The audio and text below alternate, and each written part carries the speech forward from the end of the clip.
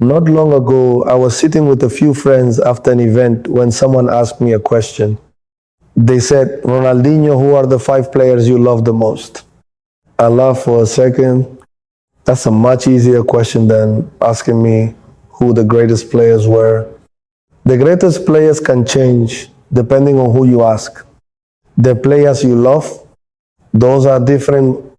Football has introduced me to so many incredible people. Some were my heroes before I ever became a professional. Some ended up sharing a dressing room with me. A few became friends. When you've been lucky enough to live that kind of life, choosing only five names isn't simple. I started thinking about all the years I spent around football.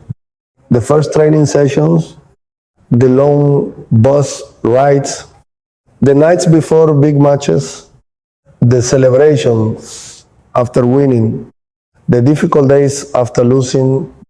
Funny enough, the first memories that came back weren't about trophies. They were about people. I remember the players who made me stop whatever I was doing just to watch them.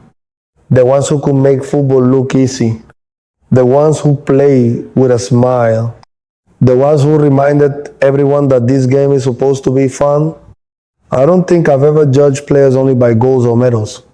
I've always paid attention to something else. Did they make people happy? Did they make kids want to grab a ball and run outside? Did they make other players smile even when they were on the opposite team? Those things matter to me. Looking back now, these five names came into my mind almost immediately. Not because they won the most, not because people told me they were the greatest. Simply because every time I think about football, I somehow end up thinking about them first. The first name belonged to someone who carried the hopes of Brazil for many years, and every time he touched the ball, you felt like something unexpected was about to happen. The first name that came into my head was Neymar. That probably won't surprise anybody. I've always enjoyed watching him. People usually start talking about the goals, or the trophies, or the transfers. I understand all of that, but that's not where my mind goes. The first thing I remember is the way he played. He played with freedom. He wasn't afraid to try something difficult. If two defenders were standing in front of him, he still believed he could get through. Some people call that risky. I call it Brazilian football. That's how many of us learn the game. You don't grow up trying to play safe. You grow up trying to beat the older kid in the street. If you lose the ball, you ask for it back and try again. Watching Neymar always reminded me of that feeling. Years ago, people kept asking me if he could become the best player in the world. I never hesitated. I said yes, not because I could predict the future, because I knew how much ability he had. Talent like that doesn't come around very often. The difficult part isn't reaching the top. It's staying there while the whole world watches you. That's something people forget. When you wear the Brazil shirt, you're carrying a lot more than your own dreams. You're carrying everyone else's too. I felt that pressure. I know what it's like when every match feels like a final.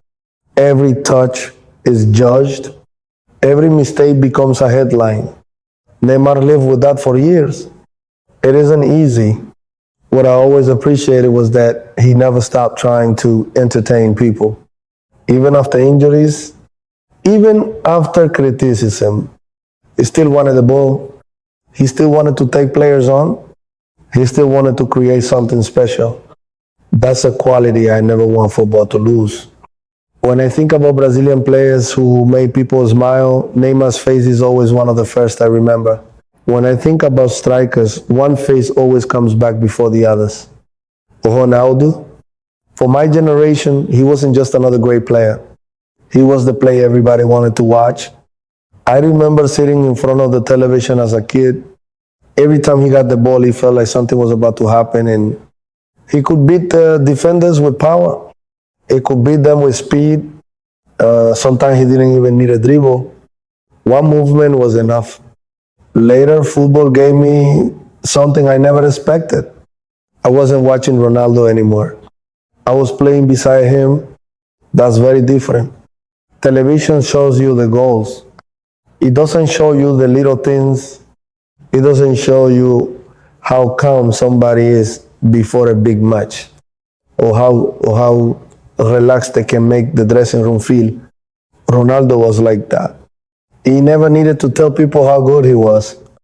Everybody already knew. He just came in, smiled, trained, and played. That's one reason people love being around him. Of course, everyone remembers the goals, the World Cup, the famous haircut, the celebrations. Those moments deserve all the attention they get. But what stayed with me happened away from the cameras. It was the confidence he gave the rest of us. When Ronaldo was on the pitch, nobody panicked. You always believe one chance would be enough. That's a rare feeling.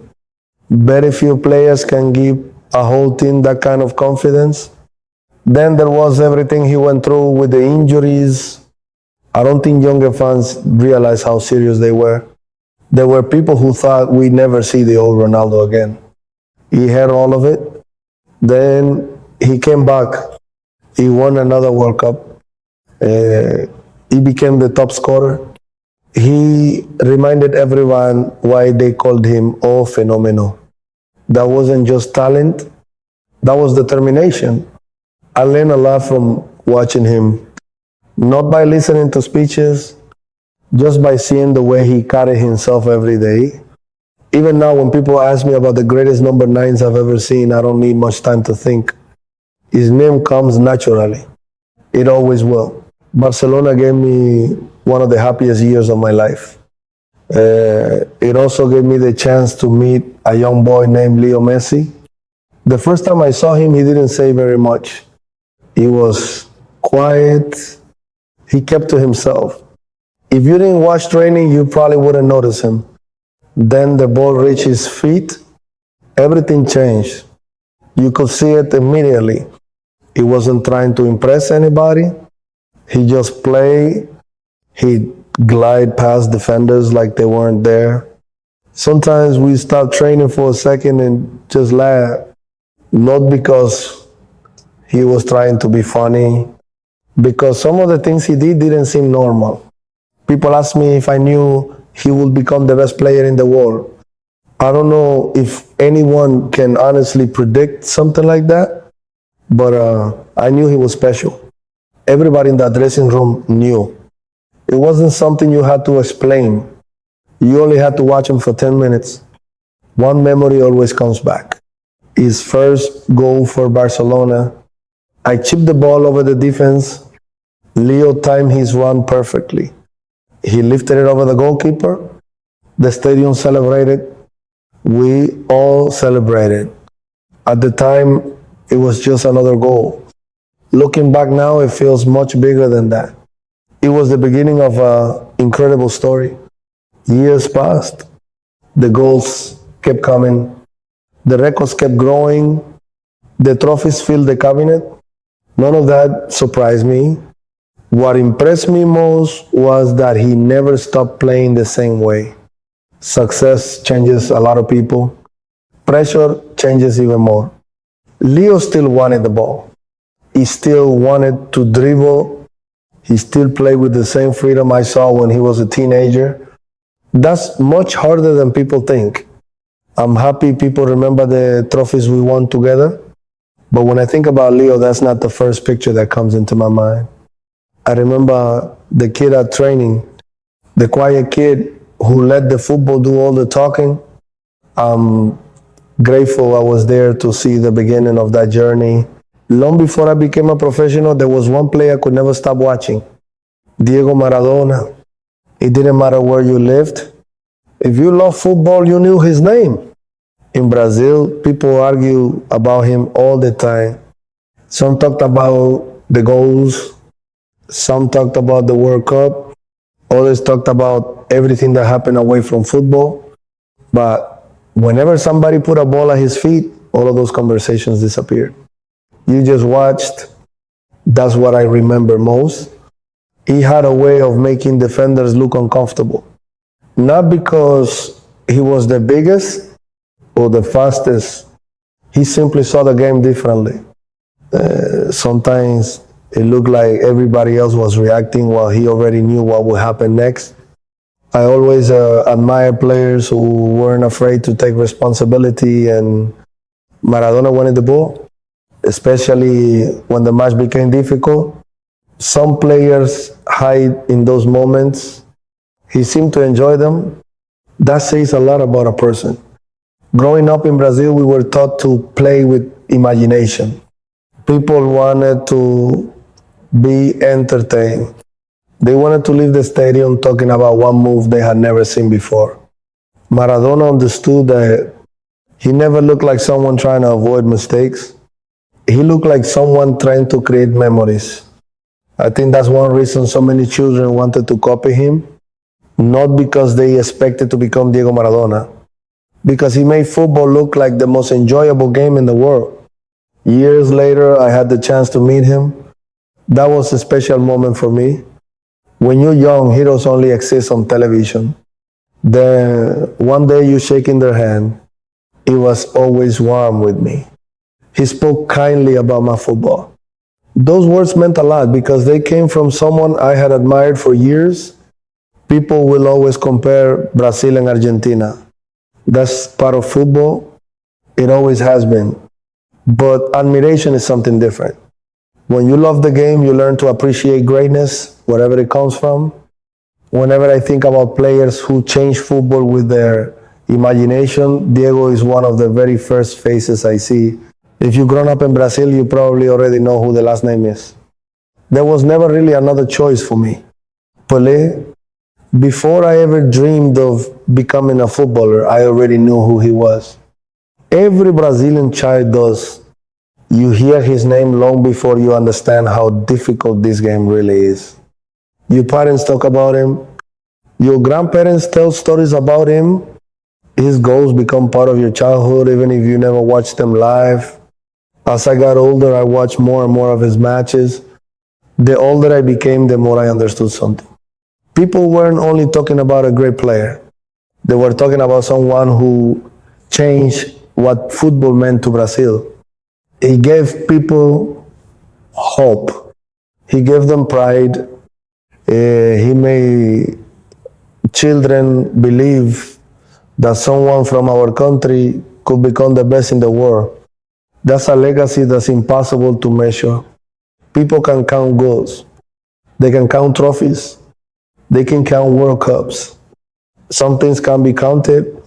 The inspiration one player gives to millions of children isn't something you'll ever find in a statistic. That's what Pele did. Every Brazilian who wore that yellow shirt after him followed a path he helped create. I certainly did. Whenever I represented Brazil, I knew I was wearing the same colors that Pele had made famous around the world. That carries responsibility. You don't think about it every minute during a match, but you feel it. You understand you're part of something much bigger than yourself. I was fortunate enough to meet him several times. He never acted like someone who thought he was above everyone else. He always had time for younger players. He always encouraged us.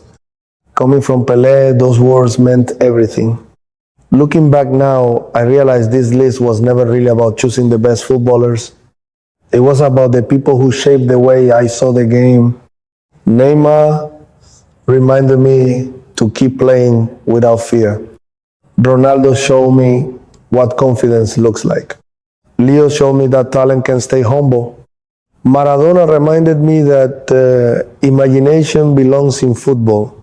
And whenever I think about where all of that began for Brazil, my mind always goes back to Pelé. That's probably where it will always stay. Looking back now, I think I was luckier than I ever realized. Football took me to places I never imagined. It let me play with heroes. It introduced me to people I once knew only from television. Some became teammates, some became friends, some simply became memories I'll always be grateful for. People usually remember the goals, the dribbles, the trophies. I'm thankful for all of those things. But after all these years, the faces stay with me more than the statistics. Those conversations in the dressing room, the laughter after training, the long flights home after a difficult match, those are the moments that come back first. Maybe that's why this question wasn't so difficult after all. I didn't have to think about records. I just thought about the people who made football more enjoyable. The names came naturally. And even now, whenever I see young kids smiling with a ball at their feet, I'm reminded of every one of them. Because in the end, that's what football gave me. Not just a career, a lifetime of memories.